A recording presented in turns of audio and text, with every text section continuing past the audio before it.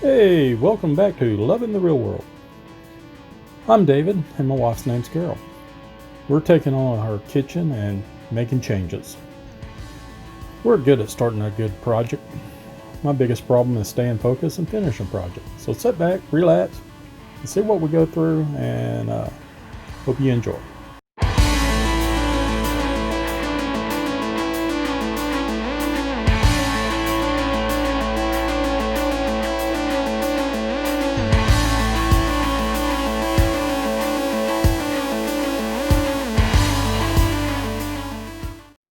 The house that we are working on was built in 1958, and the cabinets were just basically wood plain cabinets. So the game plan was just to take them out and replace them. Then we entered the planning stage, trying to figure out what went where and not knowing what we're supposed to do. Anyway, so we checked out the almighty Home Depot, found out what cabinets they had, and then we went to our next planning stage and finding out how much room we had and where these cabinets could go. So we drawed out on a blank piece of paper what cabinets went where and see what we could do. We had to look at the kitchen itself, see what needed to be done. The grout had to be replaced in the windowsill. The windowsills needed to be painted. The whole kitchen needed to be painted. Had holes in the walls that we had to replace. We needed to put concrete board behind for the backsplash and replace electricity. Need for baseboards, and just basically do all the work from scratch. So it's time for a road trip. No, not a road trip to the mountains. A road trip to, Home Depot, that other place. The truck was tore up, so we used the Kia. The Kia is a perfect automobile to put a 9-foot piece of board in the trunk, which is very useful. Since we had to get a couple of those, that's for the oak cabinets. And then we put all the rest of our stuff in our trusty Home Depot 5-gallon bucket. Alrighty then. We started ripping the kitchen apart, taking down the ceiling fan because we had some holes in electricity to fit up there. Moving the cabinets that we have already installed to get back to the backsplash so we could put the concrete board in and fix the electricity. We moved the stove out, and if you notice there are some holes here. After replacing the concrete board in the back behind the stove, we thought, well, we'll just go ahead and put the tile directly on the sheetrock. And these holes here, we should go ahead and cut that out and replace those with sheetrock and make sure they're good and sturdy. But we're starting to get behind on time and everything, so we just went right ahead and started sanding down the wall, and we did the right thing. We just mudded right over the top of those holes.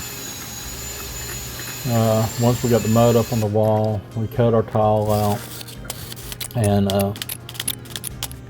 started accessing and placing the tile onto the wall. And one thing to always remember, I guess you'd be trying to YouTube here, is the placement of your camera. Yeah, we didn't do a good job there. And these little diamond pattern that we did over the stove was not the easiest thing. This was the very first time we ever did tile.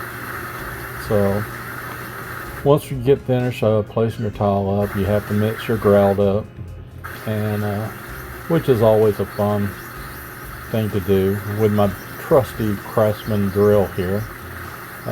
Really need a bigger drill to do this, but you have to mix it for 5 minutes, wait 10 minutes, and then start mixing again. Then we just started putting our grout onto our tile, and this went on for probably a little while. Then once we finished that up, we noticed that this is all we got to do now is get this done and that over the stove, and then also mudded up that hole in the wall. Now I got that white light switch to replace, and this is the grout on the stove, and we're wiping it down. Everything, the backsplash, over the stove, by the door. Daggum, we got too much tile. But anyway, moving right along though. The next thing on our list is the electricity over the sink. What a mess.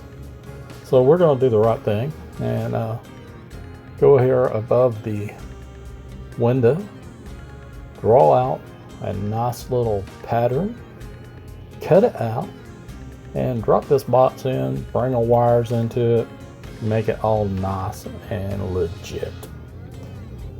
But guess what? There's a problem. And I didn't film it, but I'll tell you about it. Over the window there's a 2x6 seal, and it's probably not good to cut out a 4-inch square in a 2x6 seal. So all this work was for nothing.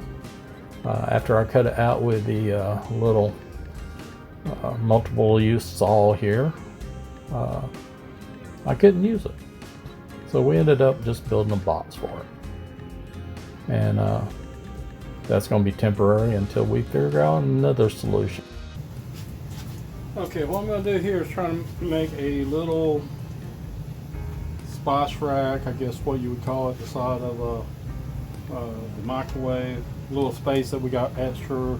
So we're just trying to fill in that and make it look centered and everything, but also make it look practical. So I'm very amateur, so don't do what I do.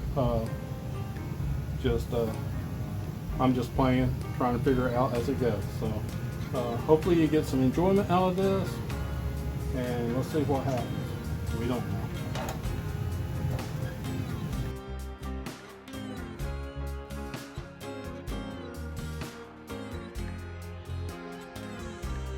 Let's see. 16.5 inches down.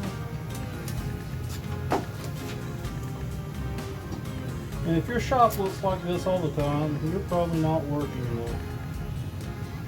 This is after my shop is cleaned up, just letting you know. Not the most organized person in the world.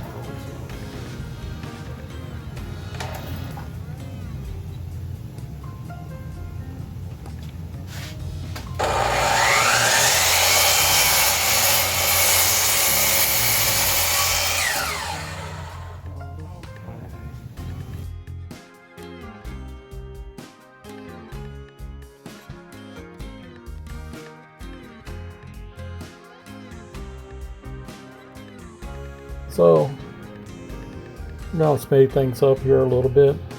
I didn't get the, evidently whoever cut the last piece on this wood didn't get the end piece straight, so we had to cut that one twice. So we always want to measure twice and cut 3 times to make sure we have everything correctly. Usually how I go anyway. Or put something together and then take it apart to put it back together, start over again. Or throw it away and get another start. One thing I want you to remember here, I am very amateur and I do not know what I'm doing, and just make sure you use safety. Always use a push bar, use a good sharp blade. Make sure that you don't do what I do. Not very smart. You don't want to. You want to use eye protection. Make sure you use something to protect you in case you get a kickback. Again, I am just playing here, I guess. So we're going to dry fit this all together right fast and put it. We have to cut out for the dowels. We have to cut out make sure all the inside pieces, and I drew it up one way and I built it another. So again, we're just doing everything on the fly. I think it turned out halfway decent. It's a kind of a neat little spice rack.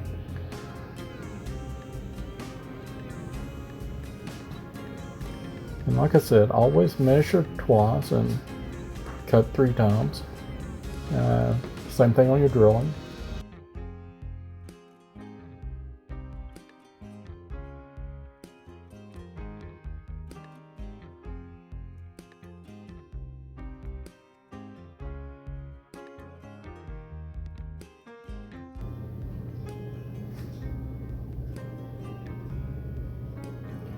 And there it is, dry fitted together. This is the stove and microwave when we first started with the hole in the walls. This is it finished without being stained. The little pieces on the end have not been stained, so that gives it a little bit of a built-in look. But the spice rack actually turned out pretty nice. So you can keep your large bottles on the end, your spices on there. We still have to finish it up and get everything stained in, but I kind of enjoy it. Well, I hope you like this session with Loving the Real World. Come back and see us again. And like, share, subscribe, tell your friends about us, and make some comments. Maybe how stupid we are or whatever. We enjoy anything. Enjoy life sunsets, and see you soon.